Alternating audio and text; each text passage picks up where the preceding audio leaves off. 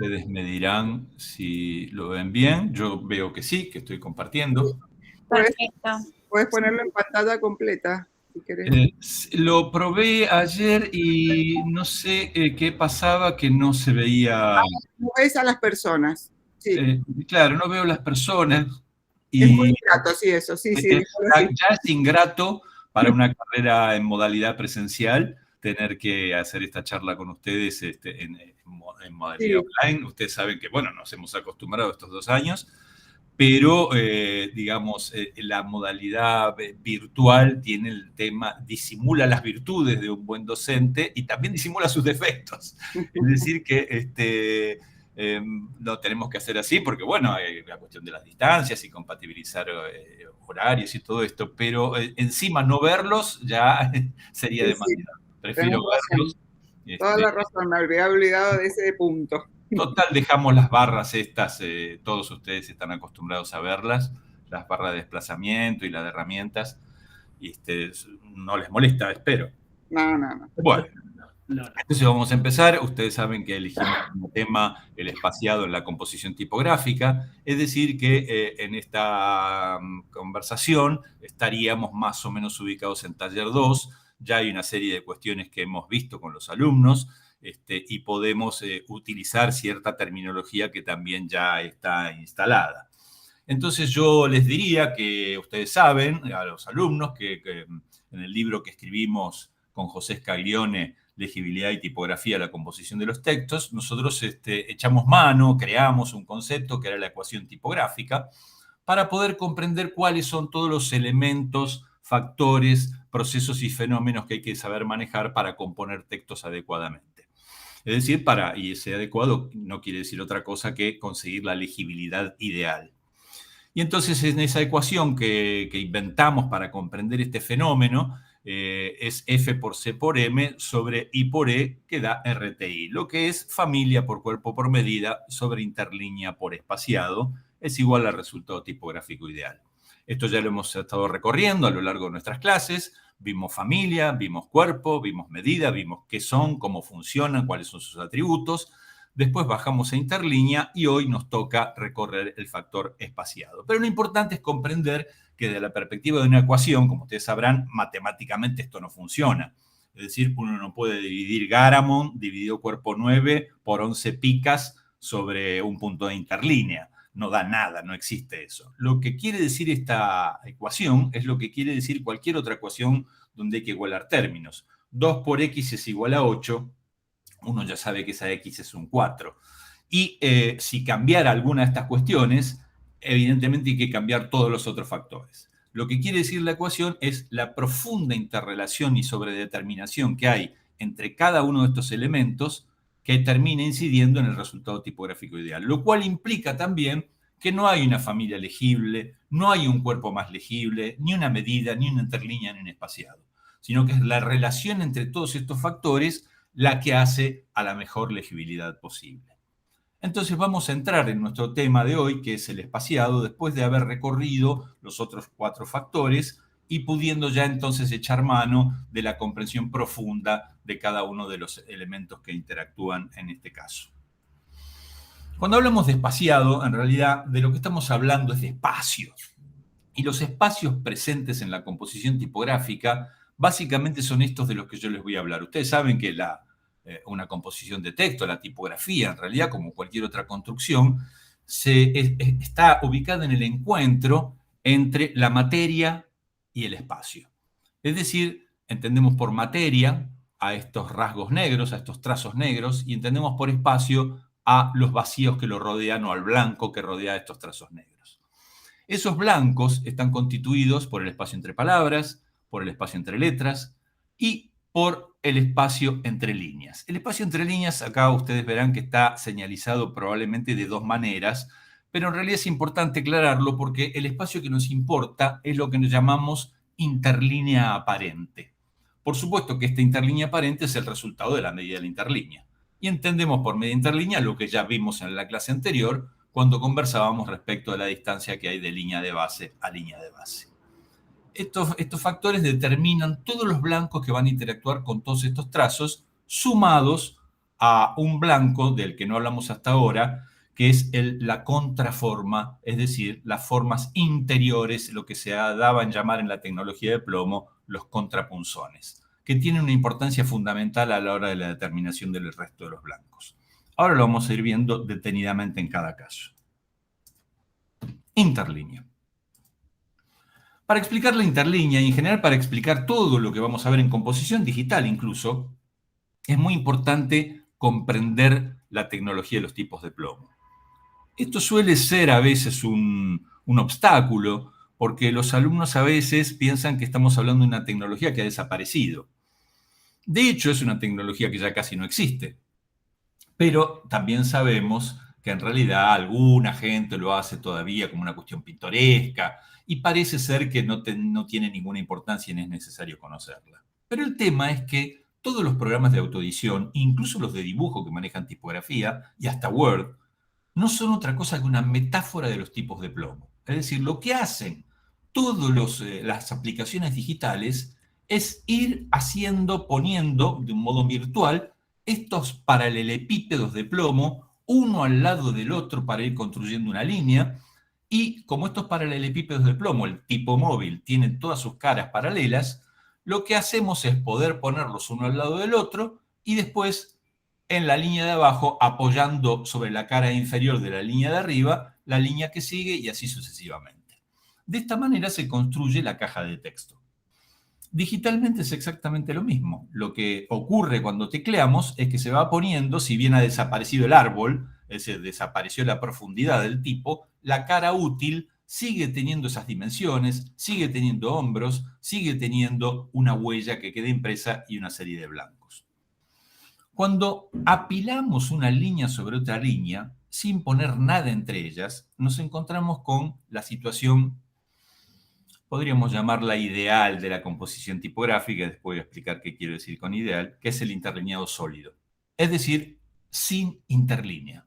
Esto es importante entender porque la palabra interlínea, de todas las que vamos a hablar, es la que da lugar a mayores ambigüedades y dificultades en la comprensión. La interlínea, también en este interlineado sólido, como la definimos antes, existe, es la distancia entre la línea de base, esto que está aquí, no sé si ustedes ven mi cursor, esto que está aquí y esto que está aquí. Esa interlínea existe, obviamente, pero si esto fuera cuerpo 12, por decir algo, esa distancia, que es constante entre línea de base y línea de base, es 12 también. Con lo cual hablamos de interlineado sólido. En algún tiempo, hasta digamos el siglo XVIII, era costumbre componer con interlineado sólido porque se apreciaban más las páginas con un negro más denso. Y no había riesgos de colisión entre las ascendentes y las descendentes, es decir, estas ascendentes no se tocaban con estas descendentes, porque en realidad siempre hay un pequeño hombro que salva esa colisión, aunque cuando se imprimía la ganancia de tinta, si el papel era muy poroso, podía producir un cierto contacto. A medida que fue pasando el tiempo nos fuimos acostumbrando un poco más de aire en los textos y fuimos notando que era mucho más cómodo leerlos. Y para obtener eso lo que se hace es insertar una tirita de plomo, como vemos aquí, entre tira y tira. Es decir, que una cosa es la interlínea y otra cosa es el acto de interlinear.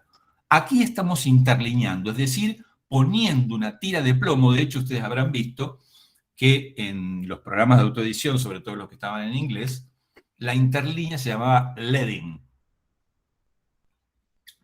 lo que algunos llaman leading, pero en realidad es leading, que quiere decir emplomar. Es decir, lead es plomo y leading es emplomar, es poner una tirita de plomo entre tiras de plomo superior y la línea de tipos móviles superior y la línea de tipos móviles inferior para aumentar la distancia entre las líneas de base.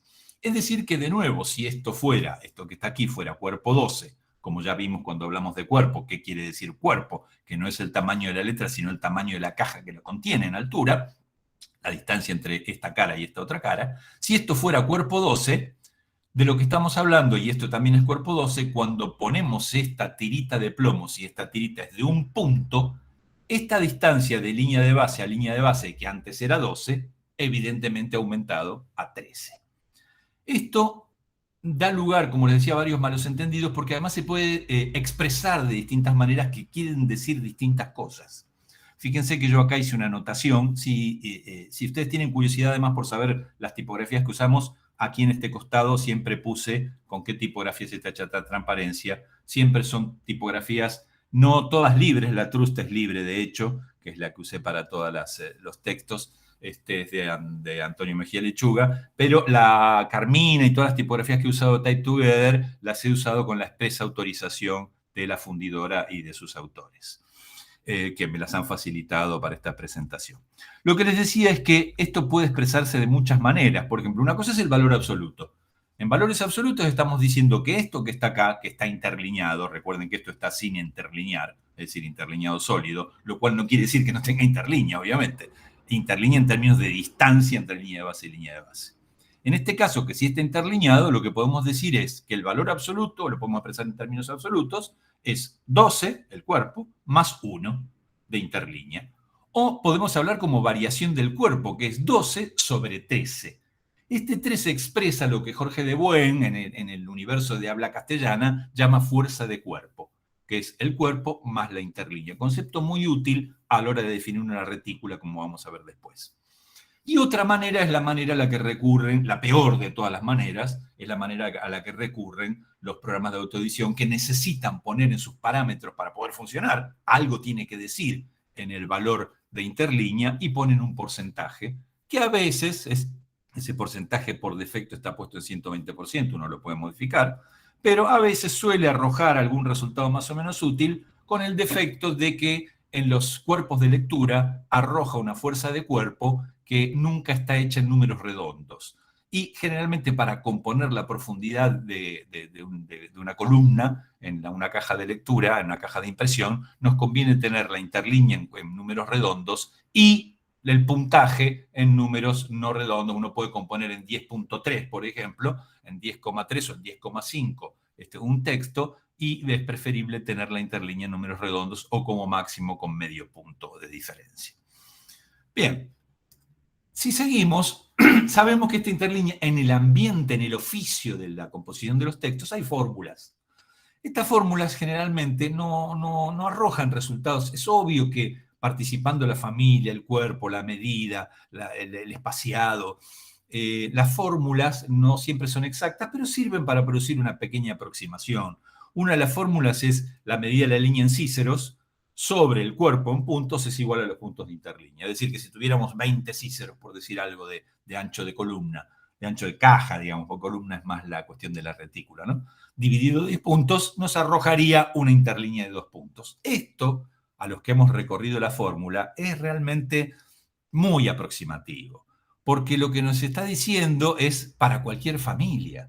Y ya sabemos que hay familias que tienen un ojo medio más mayor, un ojo medio menor, con lo cual producen una interlínea aparente mayor o menor, como vamos a ver en las próximas placas. Y otra de las fórmulas también más práctica es que el espacio entre líneas, medido desde la línea de base hasta la línea media inmediata inferior, es decir, esto que vemos aquí, la línea de base a la línea media inmediata inferior, no debe ser menor a la altura de una H mayúscula del tipo del cuerpo en el que está compuesto el texto. Estas fórmulas lo que tienen es que en general echan mano de un saber acumulado durante siglos, o sea que suelen arrojar resultados aproximados, pero nunca hay que confiar totalmente en las fórmulas, sino que hay que someter siempre esto a pruebas iterativas y sobre todo imprimir, si es que esto después va a ser impreso, o comprobarlo en pantalla. Entonces, lo que tenemos que hacer es entender en realidad, más allá de la fórmula, qué es lo que está operando en el caso de la interlínea. Y entender que la interlínea es un blanco que se encuentra en la bisagra entre la microtipografía y la macrotipografía.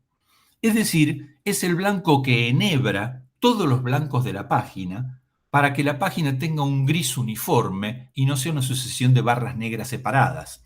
Y a la vez es el blanco que enhebra proporcionalmente el espacio entre letras, el espacio entre palabras, que no es una contraforma porque el espacio entre palabras es un glifo en sí mismo, después lo vamos a describir, y enhebra también los blancos que van haciendo la sucesión junto con los márgenes y las calles si las hubiera.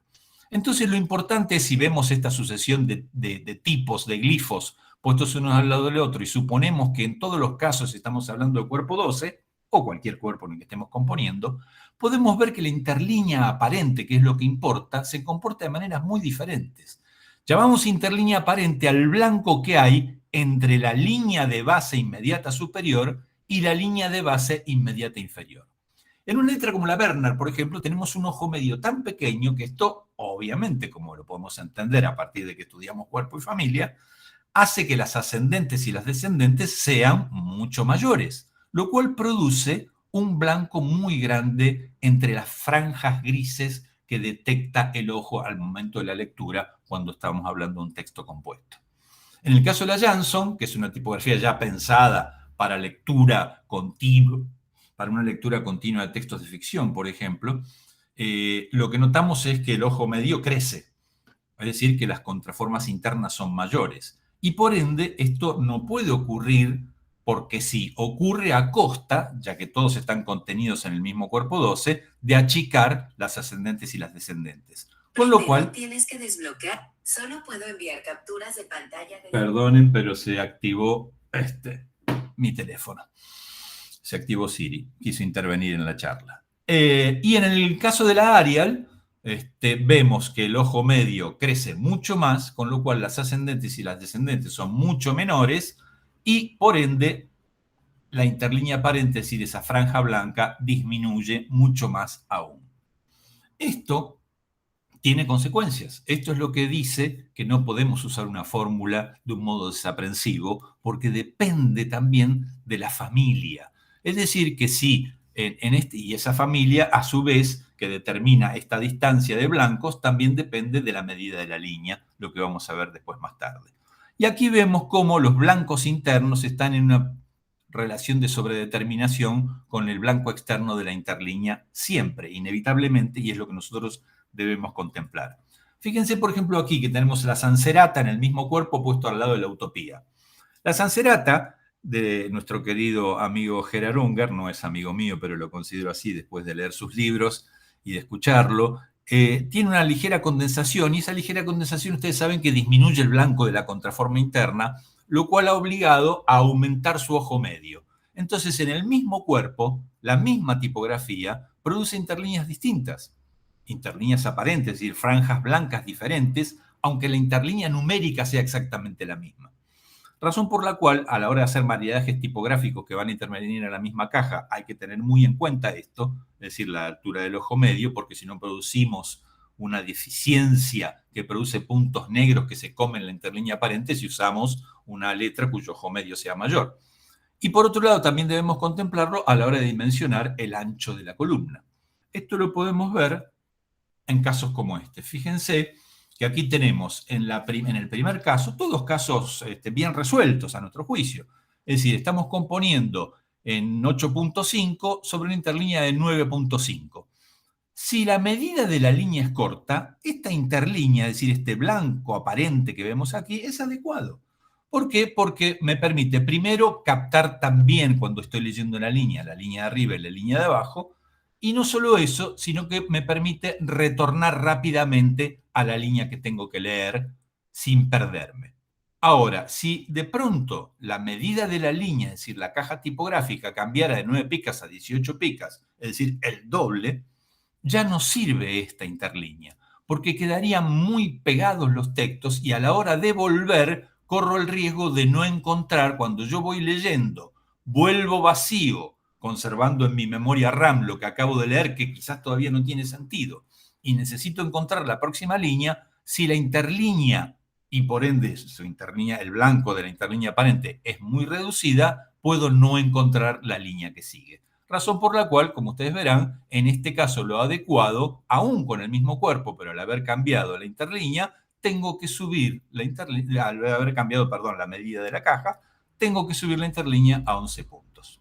Es decir, que una vez más vemos lo que venimos viendo con la ecuación, la profunda sobredeterminación que existe entre familia, cuerpo, medida. Ustedes saben que en tipografía medida quiere decir no el cuerpo, sino el ancho de la línea, interlínea y espaciado. Por otra parte, fíjense hasta qué punto influye la cuestión de la interlínea, que si quisiéramos hacer concordancias, también tenemos que contemplar esto. Por ejemplo, si yo tuviera un texto de este ancho en esta Abril en 10.5 y tengo al lado, supongamos, un ladillo que es una cosa tan común, o llamadas al pie, en libros con ilustraciones, donde voy haciendo aclaraciones en una falsa columna al costado, y me encuentro que eso lo voy a componer en otra tipografía, en este caso está en Adel, en 8 puntos, existe el problema del desfasaje de las líneas de base.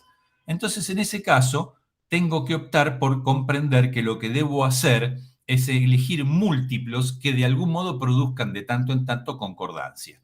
Si esta caja de 8 puntos tuviera una interlínea de 27, estaría tan abierta, como ustedes pueden ver aquí, que me costaría poder leerla porque tendría que producir 2 movimientos rápidos, uno muy corto de borde a borde y uno rápido hacia abajo, que es preferible disminuir el esfuerzo del ojo en esa recorrida hacia abajo. Con lo cual es 8/9.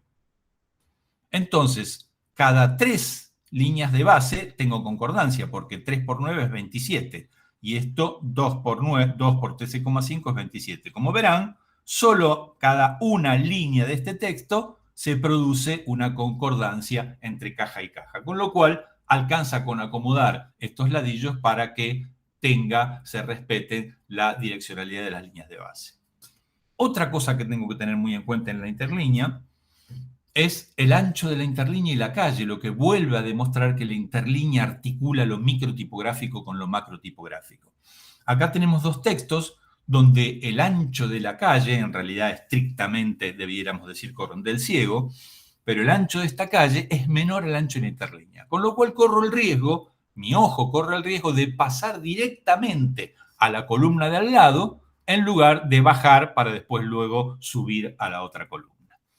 En pocas palabras, la interlínea entonces una vez más se demuestra como otro de los factores fundamentales de la composición de los textos y no debe ser fijada desaprensivamente con una fórmula, sino que debe ser controlada en todos estos aspectos, teniendo en cuenta que lo que importa es su apariencia, es decir, la franja blanca que queda entre franjas grises de las líneas de ojos medios. Y aquí tenemos la cuestión final de la interlínea. Lo que tiene la interlínea, esto que Jorge de Buen llama fuerza de cuerpo, es decir, el cuerpo más la interlínea, es que se transforma en el módulo básico de cualquier retícula. Es decir, que cuando en InDesign o cualquier programa de edición de textos nosotros decimos, bueno, retícula de base tanto, lo que estamos haciendo es estableciendo estos renglones, que no son simples renglones, sino que son un múltiplo de la medida que me va a determinar después la profundidad de la caja en números redondos, me va a determinar cuánto puede medir el margen de cabeza, cuánto puede medir el margen de pie, y en función de eso puedo fijar los márgenes interiores y exteriores. Es decir, que no solamente sirve para todo lo que acabamos de hablar, sino que además, como es la célula elemental de la constitución de una retícula, es la que me va a permitir alinear los objetos, hacer los campos o los supermódulos. Vale decir que una retícula no puede ser nunca dimensionada en centímetros, que es lo que suele ocurrirle a los alumnos cuando abren por defecto el InDesign y dejan las reglas en centímetros o en milímetros, y entonces jamás va a haber concordancia, con lo cual no se puede hacer una retícula útil. Pasemos ahora al espaciado entre palabras y entre letras, que es el último de nuestros factores en la ecuación. Y el espaciado, solamente con mostrar un ejemplo de mal espaciado, es decir, un ejemplo donde el espacio entre letras y entre palabras no ha sido cuidado, tenemos las consecuencias de su resultado. Fíjense este texto, la cantidad de trabas que le ofrece al ojo, lo que se llama alteración del ritmo de lectura por la alteración de este ritmo homogéneo que deben guardar aquello que llamamos la materia y el espacio, los llenos y los vacíos. Cuando se producen estos agujeros blancos que vemos aquí o que vemos en todos lados en estos textos, y las palabras se separan de esta manera en algunos casos o de esta manera en otros casos, la alteración del ritmo de lectura hace que cada vez sea más fatigoso leer estos textos. En textos cortos podemos prescindir, lo único que encontraríamos acá sería una falta de elegancia o una desprolijidad. Pero en textos largos, cuando estamos hablando de lectura de inmersión, nos encontramos con problemas de fatiga que son muy importantes, que pueden llevarnos a la no comprensión del texto o a tener que retomarlo por culpa de la interrupción que me produce en el ritmo de lectura estos blancos indeseados. Entonces vamos a ver, básicamente a recordar con ustedes aquello que hablamos cuando hablábamos de cuerpo y de distancias, ¿De qué hablamos cuando hablamos de espacio? Fundamentalmente es comprender que no debemos confundir que los glifos, es decir, las letras, cuando encarnan en una forma y en un cuerpo determinado, tengan que estar a la misma distancia, como lo pusimos acá, fíjense, la misma distancia entre esta E y esta B, la misma distancia entre la B y la I, y así sucesivamente.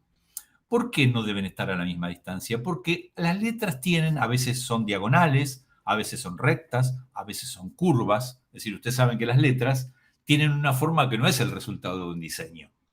La forma arquetípica de las letras es el resultado de la erosión y los cambios que se han producido durante siglos. Y esto arrojó como resultado estos arquetipos de caracteres. La A es una diagonal con un travesaño, la A mayúscula, y adquirirá la forma del glifo si es palo seco, si es serif, si es gótica. Pero siempre tiene o suele tener estas formas diagonales, lo cual genera una contraforma, es decir, una distancia de blanco con la de al lado que es mucho mayor cuando yo tengo dos verticales juntas. Fíjense el resultado de espaciar una palabra en mayúsculas con todas las letras a la misma distancia. Lo que se produce son justamente esas alteraciones indeseables. En realidad lo que yo tengo que hacer es cambiar las distancias para que lo que sea similar sea el espacio entre letras. Fíjense que este es el borde de la letra y cómo se incrusta en el espacio del borde de esta otra letra para producir una superficie similar, es decir, una superficie equivalente. Allí es cuando vemos que el espaciado de esta letra ya es más regular y guarda cierta relación con los espacios internos, con las contraformas. Esto también debe hallar una cierta coherencia con el espacio entre palabras. Ustedes saben que el espacio entre palabras, como bien lo dije hace un rato, no es una contraforma. Se percibe como una contraforma, pero en términos estrictos es otro glifo. Es decir, es también un tipo de plomo que se introduce entre los otros tipos de plomo y tiene un ancho determinado. Ese ancho ha sido fijado por el diseñador de la tipografía, tanto en el caso digital como en el caso de plomo. Cuando uno aprieta la barra espaciadora, no es un acto mecánico de introducir cualquier espacio. Lo que está introduciendo es el carácter 32, que tiene una medida que ha sido prefijada, ni por la computadora, ni por el programa de autoedición, sino por el diseñador o por el cortador de punzones, que también ha sido el diseñador de la tipografía. Y ese ancho también está relacionado con las contraformas internas. Es decir, cuando las letras tienen blancos o contrapunzones grandes, suele ser necesario un espaciado entre ellas mayor y también suele ser necesario que este tipo de plomo ciego que no deja huella sea más ancho para estar en concordancia y dar coherencia y consistencia al gris uniforme del texto para garantizar una adecuada lectura. En general, suele ser más o menos entre un cuarto y un quinto de cuadratín. Si recuerdan, les dije en su momento que el cuadratín era un cuadrado que tenía de ancho lo mismo que tiene de alto el cuerpo en el que estoy componiendo. Es decir, que es una medida relativa. Si compongo en cuerpo 14, un cuadratín mide de ancho 14 puntos. En este caso, generalmente en las modalidades y en los protocolos de lectura actuales, solemos usar entre un cuarto y un quinto de cuadratín, lo que equivale más o menos a una I con sus hombros. Después vamos a ver a qué nos referimos exactamente con hombros, pero es el espacio que contiene a esa letra I. Y como les decía, obviamente esto habla de la profunda coherencia que tiene que haber entre el ancho de ese glifo y el ancho de los otros glifos de acuerdo al blanco interno que contienen para que yo pueda fijar una coherencia entre el espacio entre letras, el espacio entre palabras y luego hacer reflejar esto en la interlínea aparente. Y para eso, de nuevo, vamos a echar mano del viejo y querido tipo de plomo. Esto que está acá es un tipo de plomo. Es importante que ustedes entiendan que, dado que estamos hablando por intermedio de las pantallas, estos tamaños son muy engañosos. Fíjense, aquí tengo, no sé si ustedes lo van a poder ver, un tipo de plomo. En este caso es una ñ. A ver si puedo ponerlo de manera tal que ustedes vean la ñ, pero si no, no importa, ahí está el relieve de la letra. Y este tipo de plomo que debe tener más o menos, fíjense lo que mide. Este es el árbol y acá está la superficie que deja la huella. Yo he repartido entre todos los tableros los tipos de plomo que tenía para que cada uno de ustedes vaya viéndolo, pero aquí estamos hablando de algo que mide más o menos 8 milímetros. Es decir, que probablemente esto sea cuerpo 24. Cuerpo 24 es enorme en composición de textos, es un título. Es decir, que generalmente cuando se compone es la mitad de esto. Estamos hablando de cosas muy pequeñitas. Digo, para que entendamos la maravilla de lo que significa cortar punzones para hacer matrices y hacer tipos móviles tan pequeñitos y ello, no obstante, poder espaciar adecuadamente.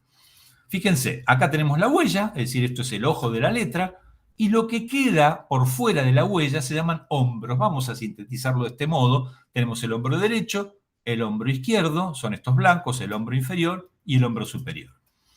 A esto, el ancho entre las caras laterales se lo llama espesor. Y esto, la distancia entre esta cara y esta cara, es lo que se llama cuerpo.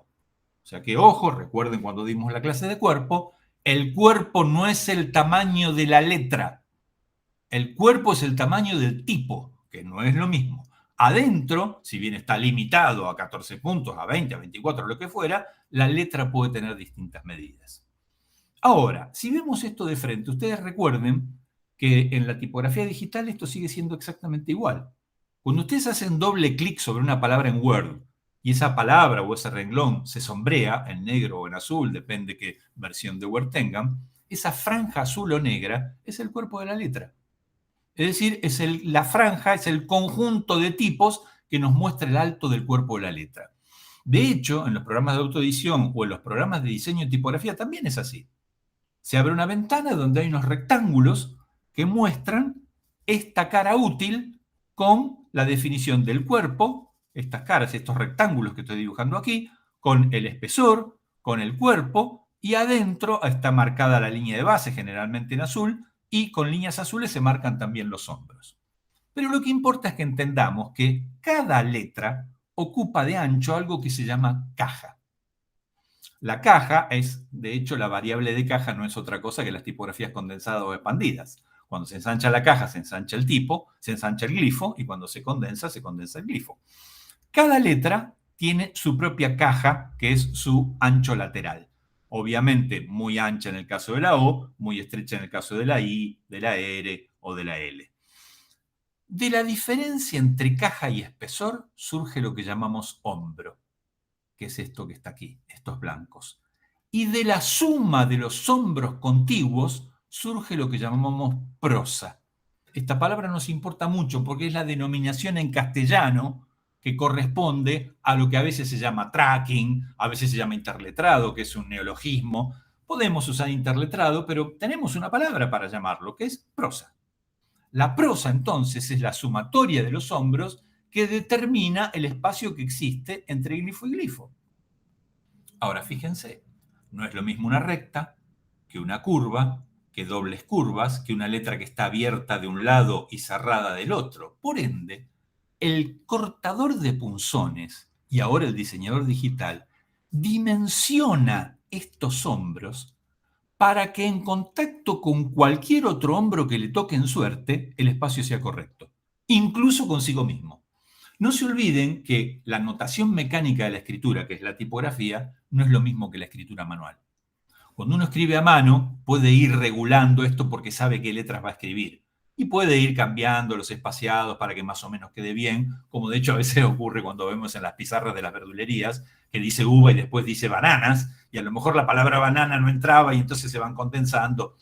En la tipografía, es decir, en la notación mecánica de la escritura, estamos hablando de letras prefabricadas. Es decir, las letras ya existen y son siempre iguales a sí mismas, por eso se llaman tipos.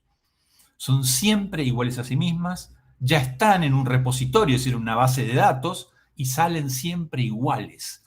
Por ende, no se puede saber todos los tipos infinitos de textos, como en una biblioteca de Borges, que se pueden escribir con estas letras. Y hay que prever todos los hombros para que en contacto con cualquier otro tipo de hombro produzcan un espaciado homogéneo. No es otra cosa que esto que está acá, en plomo y en digital. Fíjense. En la palabra de arriba, Bartolomé dice aquí, esto no es otra cosa que una rama, es decir, una caja donde se compuso con tipos de plomo, probablemente la portada de algo, y vemos todos los objetos de mueble tipográfico. Aquí, Bartolomé, vemos que están todos los tipos uno al lado del otro sin interletrar. Es decir, la interletra, igual que cuando hablamos de interlínea, interlínea aparente, no es otra cosa que la prosa normal, lo que el diseñador de esta tipografía consideró que era necesario, la separación que él consideró necesaria, que es homogénea o consistente con los blancos internos de esta tipografía. Pero fíjense lo que hizo abajo.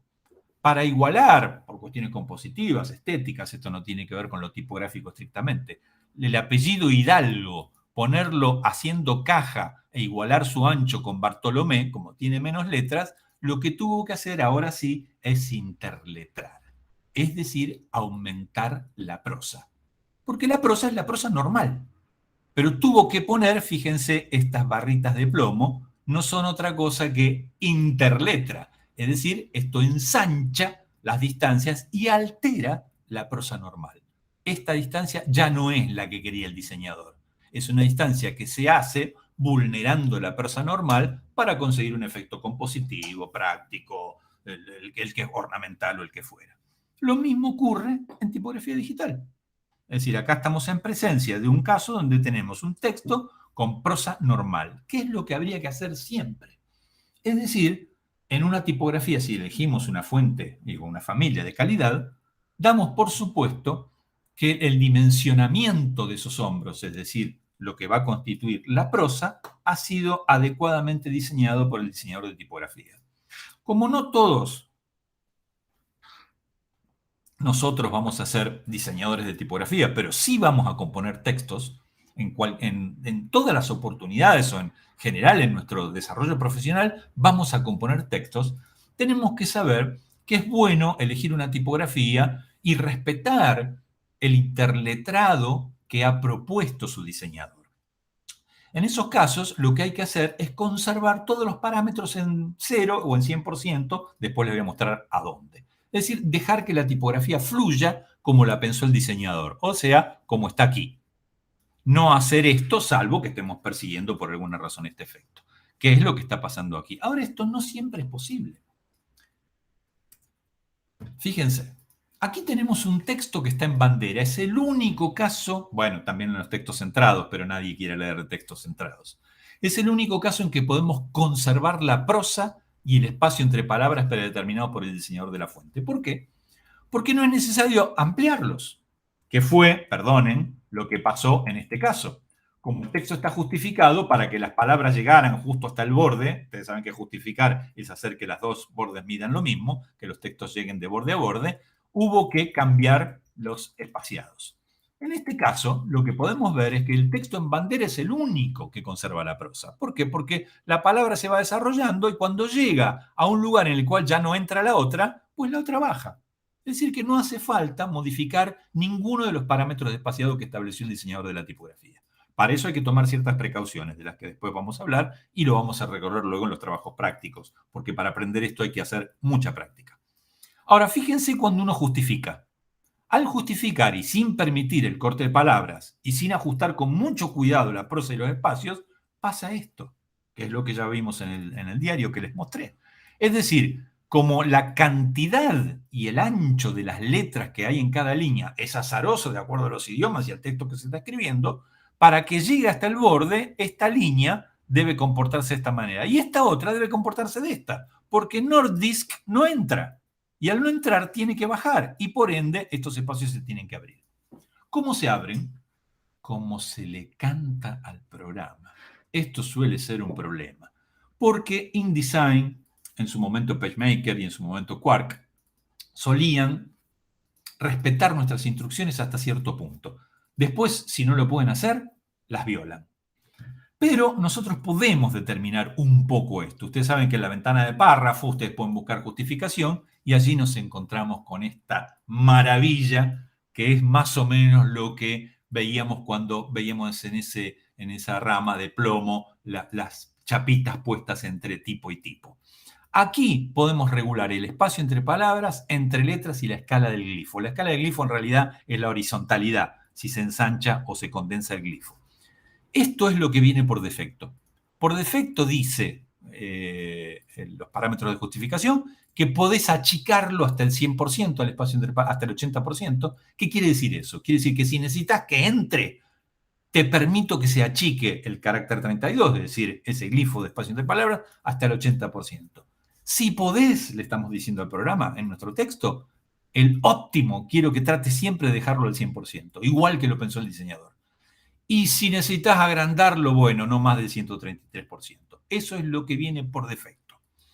El espacio entre letras, obviamente, es el que más perjudica la legibilidad. Entonces, está fijado en 0. ¿Qué quiere decir 0? No me lo muevas. 0, no te permito ninguna modificación.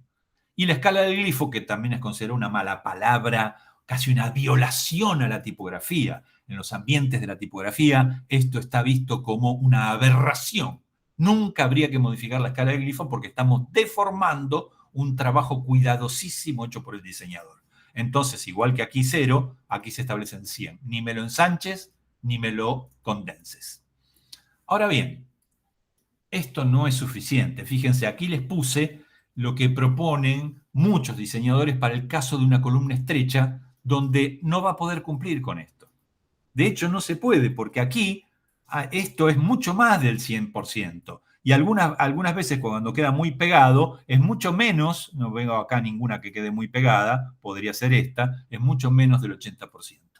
Es decir, y hablar del espacio entre letras, cómo se va modificando, y no se modifica la escala del glifo, que es lo único que nos respeta InDesign.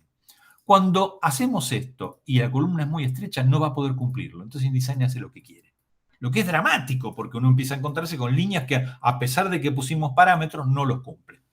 Entonces, fíjense, por ejemplo, lo que sería parámetros de justificación de espaciado entre letras y entre palabras, más o menos apropiado para una columna estrecha. Permitir que se reduzca hasta el 66%. Siempre decirle el óptimo, por favor, que sea, ay, acá me equivoqué cuando lo fotografié, perdón, aquí tendría que decir 170 o 200. Es decir, le estoy permitiendo que se amplíe hasta 100. ¿Por qué? Porque las variaciones entre espacios entre palabras son menos perceptibles que las modificaciones en el espacio entre letras. Uno puede soportar que haya las palabras estén un poco separadas regularmente, no de este modo, que acá tenga una medida, acá tenga otra, pero que haya una cierta regularidad, aunque se ensanche demasiado o incluso aunque se pegue demasiado, podemos seguir leyendo. El espacio entre letras, algún tipo de movimiento tenemos que permitirle, pero miren cuál es. Generalmente se habla de que el rango no sea mayor a 4. Algunos diseñadores editoriales dicen que no sea mayor a 3.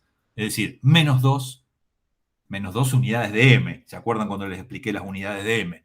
Menos 2 unidades de M y 2 unidades de M. Un pequeño movimiento para permitir que haya algo que es imperceptible al ojo, pero que como no se olviden que un 2% de modificación del espacio entre palabras puede permitir que una palabra suba a la línea de arriba, ¿eh? Y esto que es mala palabra, yo sostengo que si el ojo no lo percibe y me resuelve muchos problemas, debo permitirlo también.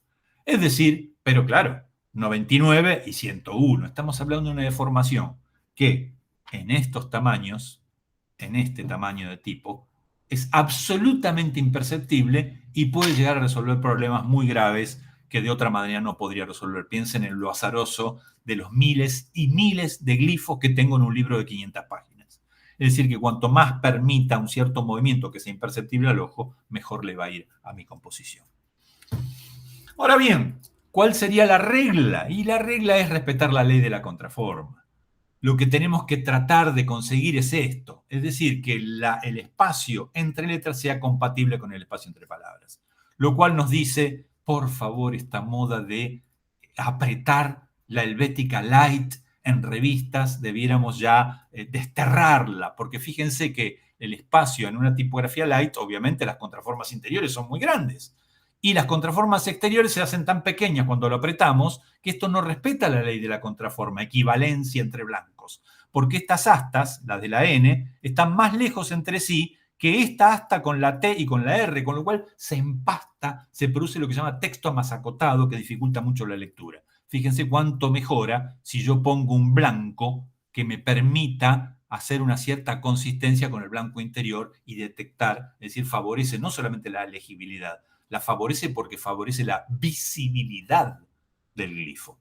Lo contrario ocurre en las black o en las negritas. ¿Por qué? Porque las negritas se hacen negritas a costa de invadir el espacio interior y exterior, con lo cual disminuye el blanco interno.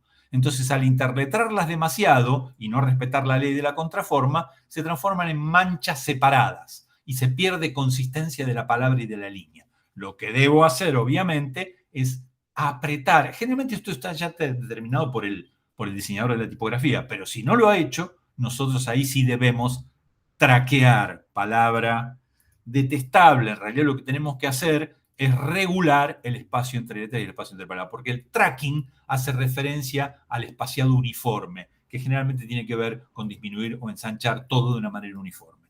Nosotros debemos controlar eso. Debemos hablar del espacio entre palabras y el espacio entre letras, que no son la misma cosa. Y entonces, en este caso, fíjense cómo al aproximarlo, cobra de nuevo consistencia la palabra. Los casos más difíciles son estos. A veces salen bien porque cuando condenso disminuyo la contraforma interna, pero si es light, aumenta. Generalmente en esos casos conviene no tocar nada.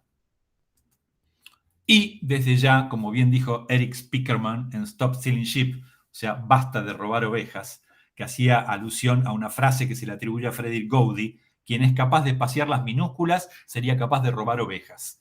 Esto quiere decir que en el ambiente de la composición de los textos, espaciar las minúsculas es mala palabra.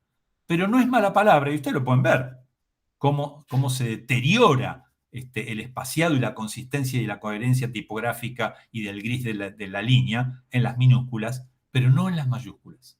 Las mayúsculas, al no ser cuatrilineares, al ser bilineares, se dificulta más y favorecemos el deletreo y el reconocimiento de los signos si les dejamos un cierto espacio. Ustedes saben, las buenas tipografías ya lo tienen en el caso del OpenType, pero cuando no era un OpenType, ustedes saben que agregarle entre un 15 y un 20% de espaciado a las mayúsculas era siempre una buena práctica. Y lo que nunca hay que hacer es modificar el espaciado en tipografías que tienen rasgos de unión. Porque pasa esto: si tocamos algo o le permitimos al programa que lo toque porque no pusimos bien los parámetros por defecto, nos pasa esto: se destruye la continuidad de este simulacro de escritura fluida con rasgos de conexión. Ahora, aún así, hay casos que no tienen arreglo. Y para esto existe lo que se llama acoplamiento, que es la palabra castellana para kerning. Por ejemplo, los casos que no tienen solución son estos que están acá. Toques lo que toques, quedan mal espaciados. Por ejemplo, la T, la L que tiene tanto blanco, la L mayúscula, las AES mayúsculas cuando tienen al lado letras con diagonales como la B minúscula. Si se produce algo que, como ustedes verán, no se puede acercar esta O. Pero fíjense esta H, porque es vertical y colisionaría con esta. Entonces, lo que hago en estos casos es, en los casos que puedo, es achicar esto, porque miren la cantidad de aire que se produce acá o acá. Se achica. Esto se achica digitalmente de una manera muy fácil, es introduciendo el cursor y haciendo kerning. En realidad el kerning no es otra cosa que el espacio entre pares particulares, no es el traqueo, que es uniforme. El kerning es entre un par especial de letras. Y era esto, fíjense, esto es kerning. El kerning viene de kern, que es este voladizo que invade la cara del tipo de al lado. Entonces, claro, esto significa arruinar la póliza. Si cuando uno hace esto en un trabajo de remendería, bueno, la está arruinando. Fíjense que el espaciado es muy malo, miren todo el blanco que hay acá. Entonces lo que tiene que hacer es esto, para que la letra se meta adentro de la otra. O miren en este caso, que son letras de madera. Un caso perfecto de acoplamiento. Y aquí lo tienen en el caso de las cursivas, las T, las que tienen travesaños superiores, siempre necesitan de un tratamiento de kerning. Ahora, a veces, fíjense lo que pasa acá. Ni siquiera con kerning.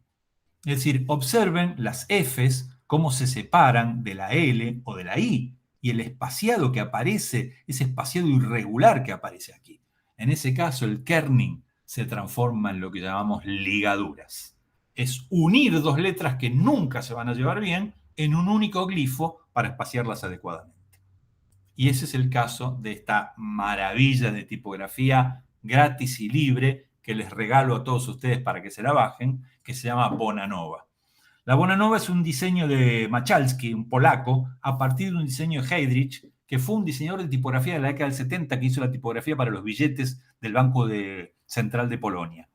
Y él lo contactó a este Heydrich y hizo como un trabajo de graduación esta tipografía, que es la Bonanova, que se ofrece gratuitamente en internet, la pueden bajar, es de uso libre, y es de muchísima calidad en su espaciado. Fíjense la cantidad de ligaduras que tiene. Nuestras ligaduras habituales son la fl y la fi en nuestro lenguaje en castellano, estas dos, que son un único glifo. Es decir, si uno mete el cursor acá adentro, no puede meterlo porque es una única figura que aprovecha estos travesaños para hacer desaparecer el punto de la I, que si no colisionaría, y unir el serif superior con el travesaño de la F.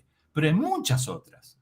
Es decir, hay ligaduras que son estándar, hay ligaduras que son contextuales, que dependen de cierto encuentro, y esto está planificado en la propia tipografía OpenType o en las otras tipografías donde hay pares de kerning, que a veces se transforman en ligaduras. Eso ya está en la base de datos de una buena tipografía establecido numéricamente, y además, por defecto, uno puede establecer parámetros que digan reemplásamelo por la ligadura, y entonces cuando se encuentran en apellidos estas uniones, fíjense qué maravilla esta triple F, cómo va cambiando la altura o lo que pasa con la H. Hay ligaduras que también son históricas o ornamentales, como estas que vemos aquí en la penúltima línea, y hay otras ligaduras históricas que ya no son ni siquiera ligaduras, pero originalmente lo eran, en la unión de dos trazos, de dos glifos, que ya quedaron como un único glifo. La arroba, que es la unión de la E y la T, at, el ampersand, que es la unión de la E y la T, y la ñ misma es una ligadura, aunque hoy día nos cueste comprenderlo, porque esta era la otra N, que en asociación con dos N en el castellano antiguo, hablaba de la nasalización de esa, e, de esa doble N, lo que es NH en otras lenguas o NG en otras lenguas. GN, perdón. O sí, NH y NI en catalán. En fin, les recomiendo la Bonanova, una tipografía que ya que estamos y podemos eludir los problemas de falta de disponibilidad, yo tengo se los voy a pasar después, el espécimen de la Bonanova, donde se muestran distintos tipos de composiciones y están los tipos de tipografía que tiene, etc. Bueno, no quiero distraerlos más, les dejo la bibliografía imprescindible y básica, nuestro viejo y querido amigo Frutiger, los elementos del estilo tipográfico, por supuesto el libro Pensamiento Tipográfico de nuestro maestro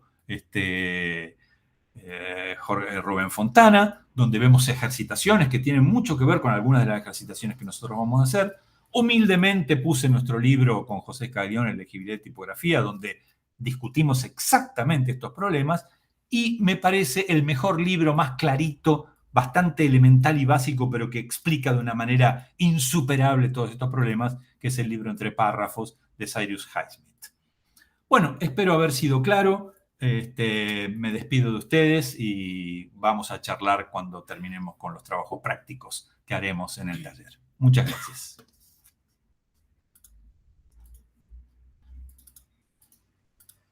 Bien. Bueno, muchas gracias, Horacio. Bueno. Un placer escucharte. Un placer enorme. Me alegro mucho. Sí, muy linda clase. Bueno, gracias. Muchas gracias, Claudio. Sí, es un tema que, bueno, yo escribí junto con José, después de 10 años de dar este tema, un libro donde discuto justamente esto. Cuando vi el tema que me tocó, la verdad, se los agradecí. Pero a la vez, en un punto, sufrí un poco, porque me parece, bueno, ustedes saben cómo son los concursos. Hay un tiempo. Sí, sí. Pero la verdad es que es un tema que a mí me lleva 4 clases. Porque es hermoso, básicamente. Porque hay tanto para decir que me lleva 4 clases de 3 horas cada una. Además que es medular, porque si no se comprende esto, es como... Todo lo demás no sirve.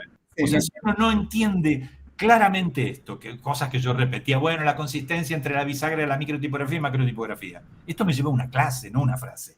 Claro. Es decir, explicarlo, mostrarlo, permitir que se entienda y después, por supuesto, la práctica, ¿no? Es decir, las prácticas que ya todos conocemos, pero que fijan esto que es necesario explicar claramente porque la tipografía tiene, a mi juicio, un problema que es, al principio los alumnos no se acercan porque parece tan exacta con sus medidas y picas y puntos y no sé qué. Y después cuando uno se aproxima se da cuenta que no es tan exacta, que hay tanto de relativo y hay tanto de ambiguo en la terminología que usamos, que es necesario esto que hablamos de interlínea. Cuando uno dice interlínea, ¿de qué hablas? ¿De la chapita, del punto, del espacio entre línea de base y línea de base, de la interlínea aparente? Hay que aclararlo. Entonces, y sobre todo tenemos además la contaminación de las malas traducciones, que hace que digamos cualquier cosa. Hablamos como hablan los programas, que están mal hechos. Y los alumnos tienen una tendencia, y yo lo entiendo, es como nos pasa con los libros, ¿no? Uno lo ve en un libro y cree que es verdad. A veces es verdad, pero a veces no. Y los programas, sobre todo, que ni siquiera tienen la calidad de un libro, están muy bien programados, quizás, y no tanto, porque InDesign tiene muchos problemas, que Affinity me parece que está empezando a superarlos, pero las traducciones son pésimas. Los nombres que le ponen a las cosas son muy malos. Sí, pictograma usaban hasta hace poco en InDesign. Pictograma, dice Sí, pictograma. los invito a utilizar Scribus también, que es libre, Sí. Y es muy bueno. Al menos Sí, lo sé. yo emigré. Sí, son los famosos programas libres que muchas veces por ser libres y de código abierto tienen resueltas cosas que uno no puede resolver en InDesign. Para mí InDesign maneja muy mal, Claudio, ¿vos te dedicás a textos en el caso del diseño? También, entonces me vas a entender también, a los tres se los digo. La cuestión de alinear, de poner los textos en línea de base, es gravísimo, porque cuando llegas abajo de todo, las ascendentes sobresalen y entonces la caja se come esa última línea. Y regular que la tira quede en el medio de la fuerza de cuerpo, InDesign no te lo permite, hay que hacer un trabajo de locos. En Affinity sí podés hacerlo hasta intuitivamente. Entonces, hay cosas que los programas como Scribus, o sea, los programas de código abierto, hay tanta gente participando que lo resuelven. Porque alguien dice, che, esto está mal, y mete mano y lo resuelve. Viva el código abierto. O sea, ¿se acuerdan cuando se repartieron? Yo creo que ahí nos perdimos una oportunidad de oro. No me acuerdo cómo se llamaba el programa durante el gobierno kirchnerista, que se repartían las computadoras. Tenía un nombre ese. Sí, Guaira. ¿Cómo? No, Procrear era el de... Guaira. ¿Guaira? No Sí. me acuerdo. Bueno. Guaira era el sistema operativo. Bueno, ese es el programa que vos decís es, por ejemplo, el Inkscape o el... Claro, pero acá, en Rosario y en la mayoría de ciudades que yo conozco, no sé cómo habrá sido en La Plata, se repartían estas computadoras para los alumnos con Windows. Antes de que se repartieran, se rumoreó que se iba a poner Linux. Yo dije, esta es la oportunidad de oro. ¿Por qué todo el mundo usa Word? Porque ese programa por defecto instalado con Windows es malísimo. Pero bueno, ahí está. Yo dije, si todos estos chicos se crían con Linux, se terminó. Porque vamos a empezar a usar programas libres todos. Bueno, lamentablemente nos perdimos una oportunidad de oro al distribuir esas computadoras con Windows y Word, ¿no? Bueno. Bien. Bueno, a mí me gustaría solo, así por curiosidad, que no tiene que ver con el tema que tocaste, que nos contaras un poco de los maridajes tipográficos, porque me parece que es un tema que a los diseñadores nos interesa mucho, y nos interesa no desde el punto de vista de la cátedra de tipografía, sino en la gestión de productos de diseño. Sí, bueno, el tema maridaje tipográfico también es otro tema que depende del abordaje, Claudio, desde mi punto de vista, obviamente, ¿no? Porque ya no interviene exclusivamente la cuestión tipográfica. Es decir, la cuestión tipográfica entendida como lo que hablamos en esta charla, ¿no? También en el universo de la tipografía. Ustedes saben que yo siempre digo que la tipografía para nosotros es tan importante. Bueno, ya Rubén, citándolo a su amigo, hablaba de la probidad, la tipografía es la probidad del diseño, ¿no? Cuando lo citaba Juan Carlos, ¿cómo se llamaba? María Teresa. Juan Andralis. Juan Andralis. O a su amigo... Juan Andralis decía eso. Mira vos, no, yo siempre pensé que era el marido de la Gámbaro. No, sí, trabajaba yo con él, por eso sí. Me acuerdo bien. Entonces, en el caso de la tipografía, yo siempre digo que lo que ocurre es que ustedes piensen que todas las disciplinas proyectuales, y aún otras, trabajan con lo mismo que trabaja un diseñador. Es decir, los diseñadores con que trabajamos, colores. Bueno, los arquitectos también. Los diseñadores de indumentaria también. Los diseñadores industriales también. ¿Con qué trabajamos? Sí, con morfología. Bueno, los arquitectos también. Los diseñadores de indumentaria también. Es decir, mucha gente trabaja con formas. Ahora, la tipografía es lo único que es exclusivo nuestro. Cuando digo que es exclusivo nuestro, no estoy diciendo que todo el diseño es tipografía. Estoy diciendo que aunque un diseñador de moda pueda poner la letra como forma en la estampa de un vestido, obviamente el objeto tipografía y los textos son de exclusivo dominio de nuestra disciplina. Y entonces tenemos que manejarlo muy bien. Y ahí estamos hablando de esto de la probidad. Pero claro, a veces la tipografía, y no fue el enfoque que yo le di a esta charla, Claudio, simplemente porque el tema era espaciado en la composición de los textos.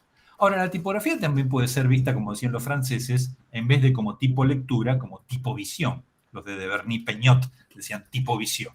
¿Qué quiere decir tipo visión? Bueno, a lo que Carson se refería cuando decía no confundir legibilidad con comunicación. Es decir, tomar las letras como formas, que tienen, además de tener la riqueza que tienen como forma, la riqueza que tienen como sugerencia de sonido y lenguaje. A veces ni siquiera importa entenderlo cuando hablamos de tipovisión, sino que estamos hablando de esta potencia formal que tienen. Entonces, el maridaje tipográfico, una cosa es en la tipovisión y otra cosa es en la tipolectura. Yo puedo decirte que en el caso de la tipovisión no hay reglas, porque uno puede hacer convivir tipografías absolutamente dispares en función de una cosa que tiene que ver con la connotación. La connotación tipográfica tiene que ver con la habituación a ciertos códigos históricos. No es que las tipografías en sí mismas sean ni nazis, ni rigurosas, ni neutrales, ni románticas, sino que están asociadas a cierto tipo de usos, a cierto devenir histórico, y producen ciertas sensaciones. A veces uno dice, ¡ay, tipografía divertida! Las tipografías no son divertidas, pero tienen unos ciertos trazos, una relación de ductus, un manejo de lo negro y de lo blanco, que podemos asociar por convención, como pasa con los conocimientos enciclopédicos en una comunidad lingüística, ¿no?, a ciertas sensaciones, a ciertos momentos históricos, a cierta cuestión de poder. Viste que solemos decir que la gótica es nazi. No siempre, pero bueno, la gótica en México es cerveza, no es nazi. Y de hecho, el propio Hitler la prohibió en algún momento a esta letra nazi, porque decía que en realidad era judía. Pero bueno, hay múltiples asociaciones y las usamos. Las usamos para indicar cosas informales, para indicar cosas más serias, para indicar estatutos institucionales, para señalizaciones. Pero a la vez todo esto también va decantando, y en el caso de la composición tipográfica, yo mostré ahí la Sanserata junto con la Utopía, y es un maridaje tipográfico absolutamente indeseable. ¿Por qué? Porque estamos hablando de tendencias estilísticas distintas, de tensiones compositivas distintas, tienen estrés diferente, se comportan de manera diferente en cuanto a los llenos y vacíos, y en el caso de lectura continua puede ser muy agresivo para la mirada. Ahora, en el caso intermedio, por ejemplo, Claudio, un caso de maridaje tipográfico donde no van a trabajar juntas en un mismo texto, sino que es una para títulos y otra para textos. Bueno, allí a mí me parece que lo más interesante, pero no sé si está bien lo que voy a decir porque depende de los casos, es lo que yo considero que tiene que pasar en diseño. Y si hay un contraste que se note. Es decir, cuando los contrastes se notan poquito, parece que estuviera mal. Por ejemplo, una bandera muy regular parece un justificado mal hecho.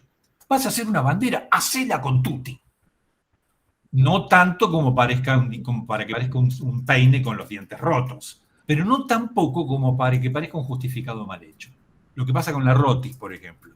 La Rotic, que fue una tipografía que se puso de moda en una época porque nos ofrecía palo seco, en un mismo programa, palo seco, serif, sans serif, semiserif. Nos parecía una letra encantadora y la usábamos robada, por supuesto, la usábamos. Pero en realidad tiene un grave problema de contraste, porque el regular y el bold son apenas, el bold es apenas un grado. Entonces, en malas condiciones de impresión hasta puede parecer que se imprimió mal, que hubo mucha ganancia de tinta, no se ve. Lo contrario que pasa con la GIL, otra tipografía que también usamos mucho en cierta época y que estamos dejando de usar, pero en este caso por cancelación de GIL, acusado de pedófilo y de muchas otras cosas peores. Pero la GIL sigue siendo esa tipografía, lo cual nos lleva a otra discusión. Pero bueno, lo que tiene de malo la GIL es lo contrario. Entre la light y la regular el intervalo es enorme. Entonces parece una regular y una black. Es decir que hay que tener mucho cuidado con los contrastes. Pero en general me parece que en revistas y en libros, si vamos a hacer maridajes tipográficos, lo que conviene es no usar tipografías de la misma tendencia estilística, sino lo contrario. Es decir, tipografía, no es lo que recomendaba Renner. Renner decía que convenía usar góticas con gótica. El gótica se refería a palo seco y románticas. Tenía también una clasificación más rara, Renner. Pero bueno, no importa. Quiero decir que nos conviene usar tipografías que tengan un contraste estilístico. Fíjate, a mí me parece que está bien, ya que hago publicidad, Pero en este libro, los libros de Camp Graphic, ellos usan Celeste, de Christopher Burke, y... esperen que no se ve en foco, ¿no? No hay foco. No, qué lástima. Bueno, no puedo enfocar bien, no importa. No importa. Usan Celeste y Futura. Hermoso contraste, porque la Futura, a palo seco, muy regular, lo que llamamos lineales, mecánicas, en el sentido, no mecánicas en el sentido de mecanas, sino geométricas, y la Celeste, que es como una Bodoni. O sea, la Celeste es una tipografía muy interesante, la tipografía de Christopher Burke, porque es como una romana moderna, sin los defectos de la romana moderna.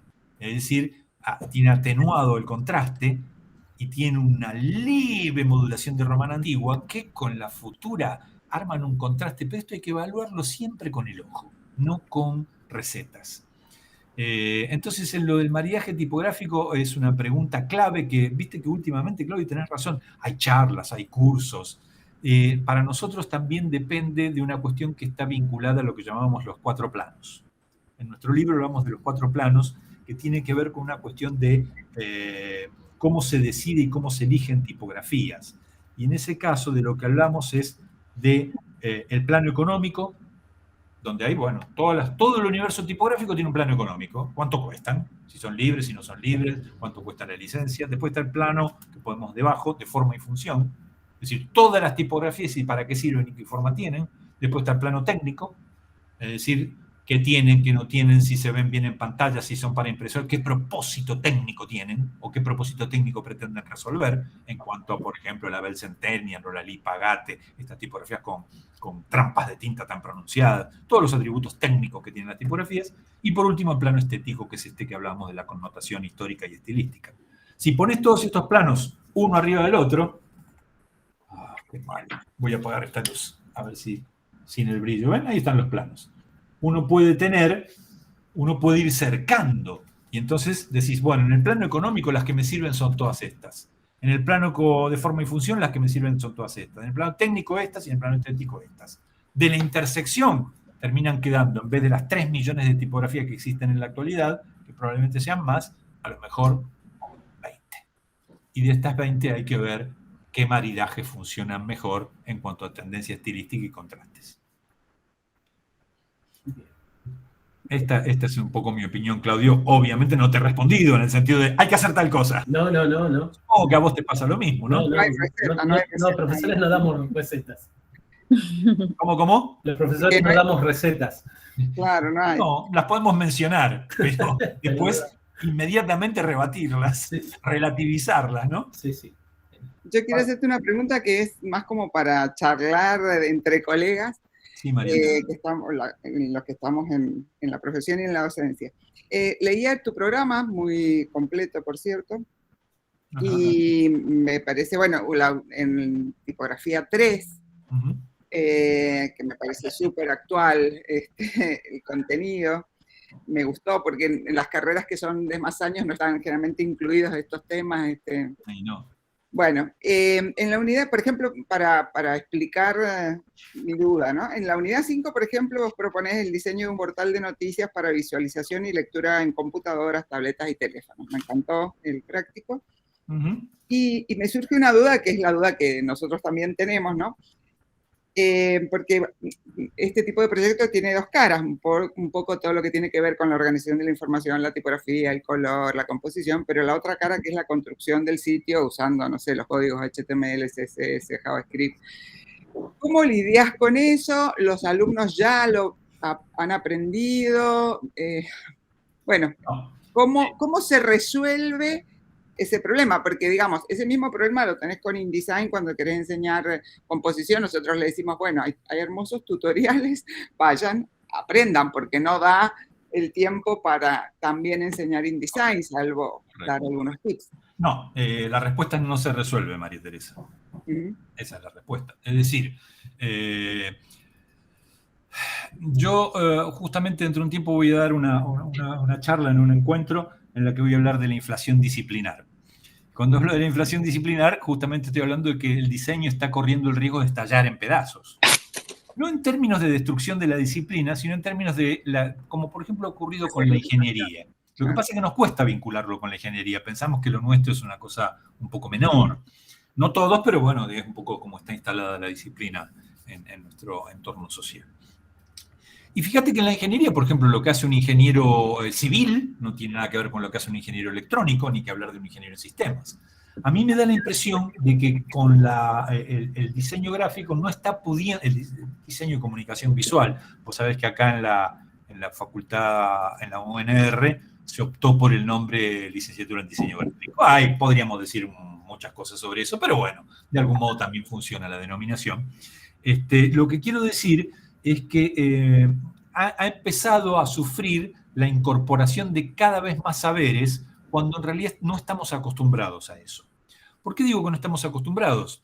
Porque en general tenemos cierta tendencia, quizás por este maridaje, hablando de maridaje, este maridaje culposo que tenemos con el capitalismo y con el consumo, que a la vez hace que seamos muy sensibles a las tendencias. Entonces yo nunca he escuchado, a pesar de que los físicos están ahora estudiando física cuántica y física de cuerdas, nunca he escuchado a ningún físico decir que Newton es un estúpido, que no entendía nada. Nosotros sí solemos hacer eso. Frascara, como diciendo, esa cosa vieja, yo qué sé. O sea, de golpe es como que vamos descartando en vez de ensanchando nuestro ámbito disciplinar. El tema de la programación es un tema muy complejo, porque es en sí mismo una disciplina, pero no cabe ninguna duda que un diseñador, que un programador que supiera diseño o un diseñador que supiera programar sería un valor agregado descomunal. ¿Es posible? Y hay que ver cómo lo están resolviendo otras disciplinas, que en realidad no tiene que ver con lo epistemológico, sino con el mercado. Este es el problema. Por ejemplo, la medicina, ¿cómo resuelve esto? Y el médico clínico no existe más, el que sabía un poco de todo. Sigue existiendo, pero a nadie le conviene. No por una cuestión epistemológica ni disciplinar, sino porque en realidad hay un problema con las obras sociales, hay un problema de pago de honorarios. Es decir, cómo interviene el mercado en las fijaciones disciplinares, ¿no? Entonces, bueno, hay un traumatólogo, ahora hay traumatólogos de mano, antes era el traumatólogo, bueno, no era el clínico, era el traumatólogo. Ahora hay de mano, de hombro, de cadera, de columna, de niños de cadera, de niños de columna. Sí, bueno, así lo resuelven algunas disciplinas. Nosotros, yo creo que obtener un diseñador que a la vez sea programador es muy difícil, pero sí podemos hablar del tema. Lo que yo suelo hacer es invitar gente, María Teresa. Es decir, yo invito especialistas en esto para que cuenten su tema. ¿Esto implica que el alumno tiene después que formarse? No, no lo exijo ni como ejercicio, no lo exijo ni como tema de examen, ni como tema de parciales, ni en ninguna verificación de saberes, pero sí lo instalo. Y después pretendo que una vez instalado esto, por ejemplo, hay programas como Figma, hay ciertos programas que pueden simular esta programación. ¿Sí? Programas que pueden servir para que haya una apariencia y puedan entender lo que es una retícula líquida. Yo tampoco sé hacerlo. Sí, pero es importante que tampoco sé cómo en realidad OpenType hace lo que hace. Pero eso no me exime de explicarlo. No me exime de explicar todas las propiedades que tiene OpenType, todas las features, todas las características y todas las utilidades que ofrece OpenType. ¿Cómo se hace? No tengo ni idea. O un poco, digamos, un poco de idea tengo, pero no soy un especialista en ello. Entonces, yo no tengo esa respuesta, María Teresa. Lo que sí te puedo decir es que instalo el tema, explico de qué se trata y después hago la práctica mediante el simulacro. Es decir, con storyboards, con programas como Figma, con programas como los programas gratuitos de diseño de información, como el Infogram, o el Tableau, o el Flourish, programas que sirven para hacer estas cosas. ¿Cómo lo hacen? No lo sé. Pero... No, está contestada la pregunta. Y la otra que te iba a preguntar, si me permiten los compañeros, es si usás la caligrafía así como recurso en las primeras partes, digamos.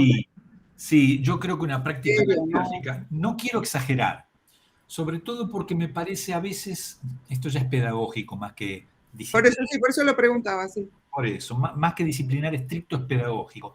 A veces hay alumnos que les cuesta mucho, si no tienen una capacidad, y entonces esto puede ser muy frustrante y alejarlos un poco de la riqueza y la hermosura que tiene todo No, esto. no decía de usar la caligrafía, no, de hacer los calígrafos, digamos, de enseñar caligrafía para, sino usar como manera de entender de la misma manera que como el plomo. Sí, sí, claro que sí, claro que sí. Es que no puedo llegar al plomo si no uso la caligrafía. Es decir, desde el momento en que yo empiezo mi programa con sistemas de escritura, Claro. creo que de algún modo está respondida tu pregunta. Es decir, para mí la cuestión es primero hablar de los sistemas de escritura. Es decir, yo empiezo casi con clases que parecen de lingüística. Es decir, hablo de la relación del sistema de la lengua hablada con el sistema de la lengua escrita. De los atributos que tiene el sistema de la lengua hablada, que son totalmente distintos a los atributos, elementos, condiciones y fenómenos que existen en los sistemas de la lengua escrita. Y rápidamente demuestro cuáles son esos elementos, que obviamente son el espacio. Es decir, la escritura es la configuración, es la articulación de configuraciones no cinéticas en el espacio. Y eso no tiene nada que ver con el habla. Sin embargo, realizan los dos, el sistema de la lengua escrita y el sistema de la lengua hablada, realizan al lenguaje, que es un objeto abstracto. Deja de ser abstracto cuando hablo y deja de ser abstracto cuando escribo. Ahora, lo que se producen son cosas absolutamente diferentes. El sistema de la lengua escrita, finalmente, es caligráfico. Si termina siendo caligráfico en su larga evolución, y yo necesito empezar desde la piedra para hablar de las formas que tienen los signos y por qué son como son y cómo se articulan en el espacio. Y cuando llegamos a la caligrafía, es el antecedente directo de cómo el sistema de la lengua escrita pasa a ser notado, en el sentido de inscripto, mecánicamente. Si no, ¿cómo explico el ductus? ¿Cómo explico la... Claro, me refería si hacen alguna práctica en ese sentido. Sí, claro que sí. Sí, sí, por supuesto. Bien. Gracias. No, por favor. Bueno, yo quería, perdón, no sé si es mi turno. Sí. Bueno, decirte, Horacio, que estoy muy complacida de escucharte nuevamente. Ay, gracias. Y bueno, como muy, muy entusiasmada con muchas de las cosas que dijiste para pensar y para imaginar también la docencia, ¿no? Creo que en estas clases, en los concursos, uno realmente termina de cerrar, ¿no? Muchas cosas de las que ve en el programa, ¿no? Es decir, como que se produce un cierre, se produce una visión holística respecto de cómo vos te posicionás de cara a la enseñanza, ¿no? Ah, qué bueno, qué bueno. Para mí es así. O sea, ojalá estuviésemos presencial, como vos decís, quiero destacar eso, me parece que no tiene punto de comparación estar aquí virtualmente con respecto a lo que es una clase. A mí me parece, Alejandra, que más o menos nos las arreglamos. Nos hubiésemos divertido más si estábamos juntos, sí, ¿no? Creo que yo hubiese deseado un almuerzo, por ejemplo. Sí, bueno, vamos a comer. No le perdonamos a este concurso no estar en la costa ahora. Sí. Bien pescadito. Pero bueno, yo no quería... le perdonamos a este concurso no estar en la costa después comiendo un pescadito. Sí, tal cual. Eso hubiese sido el sumum. Pero me hubiese gustado que vinieran a Rosario. Me hubiese gustado que vinieran a Rosario y aprovechar que están acá para invitarlos a alguna de mis asignaturas. Podríamos habernos divertido mucho más. Pero estuvo bien. Estuvo bien. Yo creo que nos las arreglamos bastante bien gracias a la pandemia. Eso se lo debemos a la pandemia, ¿no? Sí, sí. A mí me parece que en esto último que comenté, bueno, no tengo mucho para agregar o comentar en el sentido de que mis compañeros y vos mismo has podido explayarte lo suficiente, pero quería preguntarte una última cosa que tiene que ver con esto que vos mismo mencionas en esta parte donde decís lo de la inflación disciplinar, que yo creo que has podido dar cuenta también de eso durante la clase, que es la dificultad enorme que hay para poder poner en escena una serie de conocimientos que tienen mucho que ver con resolver problemas, ¿no? En la praxis, pero que en última instancia hay una discusión epistemológica necesaria para poder adquirir esas destrezas, ¿no? Que implica resolver problemas en la praxis. En todo el campo del diseño, pero la tipografía, digamos, es muchísimo más complejo. Entonces, yo pensaba en la experiencia, ¿no? No solamente porque vos has leído muchísimos más libros y más viejos que con los que se trabaja en la cátedra, y ahí hay una distancia epistemológica que salvar enorme. Entonces, el estudiante, digamos, quizás a veces solamente tiene estos libros maravillosos que vos presentás, pero hay una experiencia que que se nota mucho en la clase que vos das, que tiene que ver, bueno, con el conocimiento, por ejemplo, del mundo de la letra volumétrica, ¿no? Es decir, de los tipos de plomo, de haber trabajado en esto, digamos, y haber descubierto que las reglas no son infalibles. Es decir, cómo el estudiante se apropia de ese universo, ¿no? Que es tan complejo, donde hay tomas de decisión que dependen de comprender ese nivel de complejidad, ¿no? ¿Cómo le interesa al estudiante? La pregunta sería, ¿le interesa al estudiante salir de este paradigma de las fórmulas o el necesito resolver esto rápido? ¿Vos notás que hay un interés por profundizar y entender de qué va cada problema, tal como vos lo expresas en la clase, ¿no? Mira, hay muchos tipos de estudiantes, ustedes lo saben. Ustedes, sobre todo ustedes tres, y también Catalina lo sabe muy bien a todo esto. Hay muchos tipos de estudiantes. Yo creo que la docencia, aún en la actualidad, incluso hasta con la virtualidad, tiene una cuestión muy vinculada a la maestría y el discipulazgo. Ustedes perdónenme el exceso en el que voy a entrar, pero tiene mucho que ver con la relación amorosa. Entonces, hay un problema que cada alumno trae por su propio origen y por su propia historia, pero también hay un problema cuando entra en interacción con un docente. Es decir, no todos articulamos de la misma manera, pero cuando se produce una feliz articulación, la cuestión de la maestría y el discipulazgo, entendida como el que asume que este es mi maestro, aquel que dice, he encontrado a mi maestro, sí que se interesa. Y a veces no. Es decir, es lo que tiene la educación, bueno, lo que dijo Claudio cuando empezamos. 1.200 alumnos, maestría y discipulazgo. ¿Cómo hacemos para crear esa relación amorosa? Cuando digo relación amorosa, quiero por favor que me entiendan bien a qué me estoy refiriendo, ¿no? Ese vínculo donde uno siente, he encontrado a mi discípulo, he encontrado a mi maestro. Y se produce esa comunión que permite que esa relación amorosa de quiero saber lo que vos sabés, que está vinculado al deseo, ¿no? Y en el maestro quiero abrir paso o poner a tu disposición todo aquello de lo que yo me he apropiado y ofrecerlo. Hay alumnos a los que no les interesa y bueno, para eso existe la institucionalidad. Bueno, tenés que saber esto y esto, si lo sabés, seguís tu recorrido. Hay alumnos a los que les interesa más la historia, otros a los que no les interesa tanto. Hay tantos tipos de alumnos y tantos tipos de intereses. Además, el mismo alumno es distinto a través de los años, ¿no? Por ahí sí. Nos ha pasado. Te lo encontrás muchos años después, pero no era el mismo. Sí. Ahora que te veo, María Teresa, me acordé. Di Stéfano. Claro, no es Juan Carlos Di Stéfano. La frase no era de Andrali, sino de Di Stéfano. No, al revés. Perdón, sí. Es al revés. Sí, claro. La frase es de Andralis, que decía... Claro. Andralis, sí, pero no sé por qué, como Rubén trabajó tanto con Di Stéfano también, y también lo admiraba mucho, pensé que la frase había sido de Di Stéfano. Claro, y en realidad venía del dibujo y la probidad del arte. Yo tengo una última pregunta muy cortita y te despedimos porque nos estamos excediendo de tiempo. Bueno, primero, yo soy estudiante de arquitectura, entiendo que vos también sos graduado. Soy graduado de la misma casa de estudio donde vos estás cursando. Bueno, en base a mi perspectiva, obviamente no tengo la experiencia de un taller de tipología, pero te quería preguntar, y si me podías responder como de manera muy sintética, ¿por qué, cuál es la importancia de que tipología sea un trabajo en taller? Digamos, un poco también está vinculado a lo que preguntó Alejandra, pero bueno, con la experiencia, digamos, de saber lo que es un taller de arquitectura, ¿por qué tipología trabaja, entiendo, en esa manera de intercambio de taller? Bueno, resumidamente eso. Bien. Bueno, mira, Catalina, la materia se llama tipografía.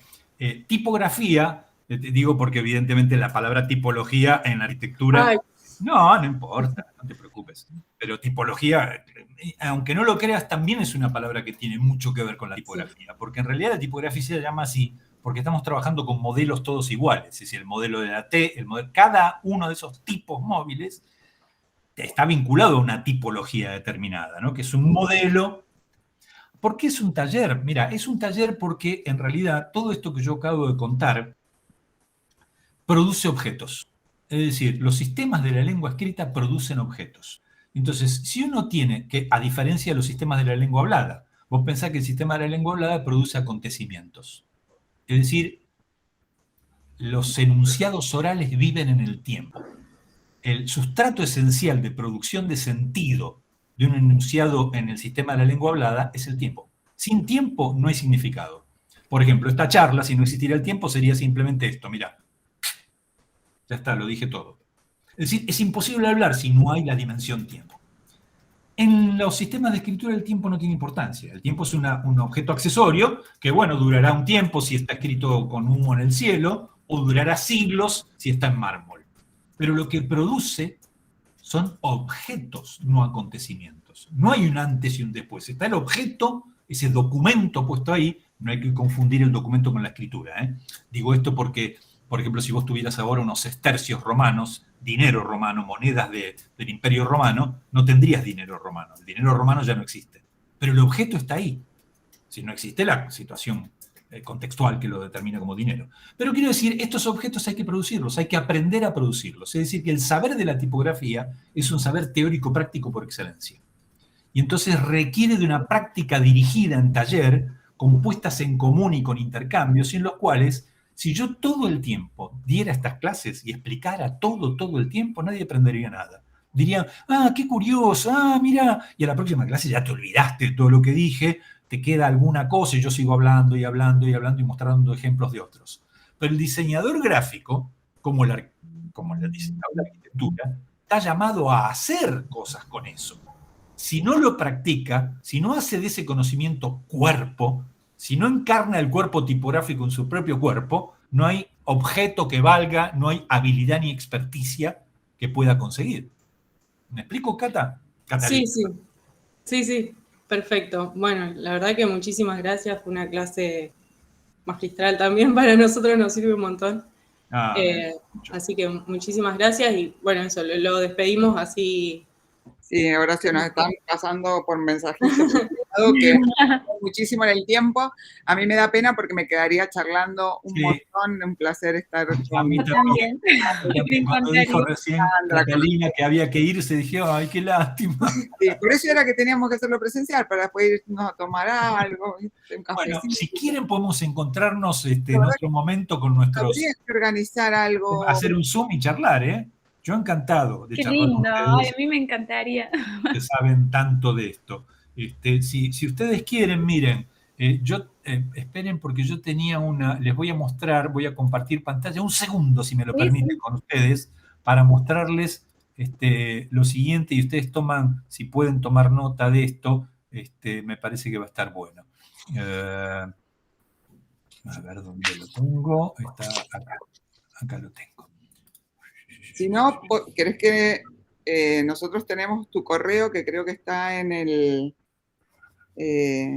currículum, y podemos armar, puedo pasar si quieren en un mail para ya está. Se los muestro ahora, un segundo, para que ustedes tomen nota si quieren, de lo que quería compartirles. Les digo esto no porque me interese particularmente que se contacten con estas, pero aquí yo publico encuentros que hacemos de tipografía. Por ejemplo, el martes pasado invité a Miguel Catopodis, que supongo que ustedes lo conocen, gran diseñador de tipografía y diseñador editorial, a que diera una charla en mi asignatura de tipografía editorial en Santa Fe, y la verdad que terminamos charlando. Estaba Patricio Gatti, que también ustedes saben, viejo imprentero y conocedor del tema libro, director actual de la diplomatura en diseño de libros de la Universidad Nacional de las Artes. Es decir, se produjo un intercambio hermoso cuando no hay toda la pompa de un congreso, que también es muy útil, pero por ahí encuentros más pequeños, más domésticos, como este que estamos teniendo ahora, ¿no? Son muy, muy interesantes. Qué lindo, qué hermoso. Yo no pude estar, pero me hubiera encantado. Bueno, Mi mail es fácil, es horacio@grodiller.com.ar, como ven acá. Miren, acá tienen un caso típico de kerning mal hecho. Fíjense el punto a la distancia que está de la R. O sea, bueno, no está bien, esa tipografía no está bien. Y raro, porque una tipografía buena la formata. Una buena tipografía. Bueno, no importa. Bueno, si no, volvemos a Córdoba, que le pasamos tan lindo. Ay, sí, vengan para acá. Yo hago un guiso de lentejas. En el medio, nos queda cerquita ahí en el medio a todos. Cuando quieran, ¿no? cae bajo tu responsabilidad, Alejandra. Yo acá estoy lista para hacer ese guiso de lentejas. Armemos, sí, armemos algo. Nosotros lo disfrutamos tanto ese encuentro, así que estaría lindo. Tienen que venir. Claudio, irías, yo estoy interesado en tener contacto con gente de La Plata y contigo. Sí, ¿por qué no? Porque conozco a alguna gente de La Plata, pero La Plata... Bueno, vos lo conocés a Alan Neumann. Alan Neumann, no me acuerdo. Sí, yo conozco a Fabio Ares. Fabio Ares, sí. Conozco a Andrea Carri, sí, a Naranja o Naranja, no me acuerdo cómo se le apellido. Julio Naranja. ¿Perdón? Julio Naranja. Exacto, que es el director, sigue siendo el director. Es el jefe de departamento de comunicación. Jefe del departamento. Y La Plata, para mí, yo tengo una sensibilidad particular con La Plata, porque cuando yo quería estudiar diseño, no había, por eso estudié arquitectura, pero me iba a ir a Mendoza o a La Plata. Y el lugar más cercano era La Plata, y estuve a punto de ir a estudiar. Este año cumplimos 60 años de carrera. Qué maravilla. Qué maravilla. 60 años diseño industrial, 60 años comunicación visual y 15 años diseño multimedia. Qué bárbaro, fantástico. Dando cuenta de la inflación disciplinar con eso de diseño multimedial. Muy bien, me parece muy bien. Besos. Besos, muchas gracias. En realidad, Horacio, nosotros nos quedamos, pero... Yo les hago una pregunta nada más. ¿Cómo me entero? ¿Ustedes saben cómo funciona esto? Mira, por lo menos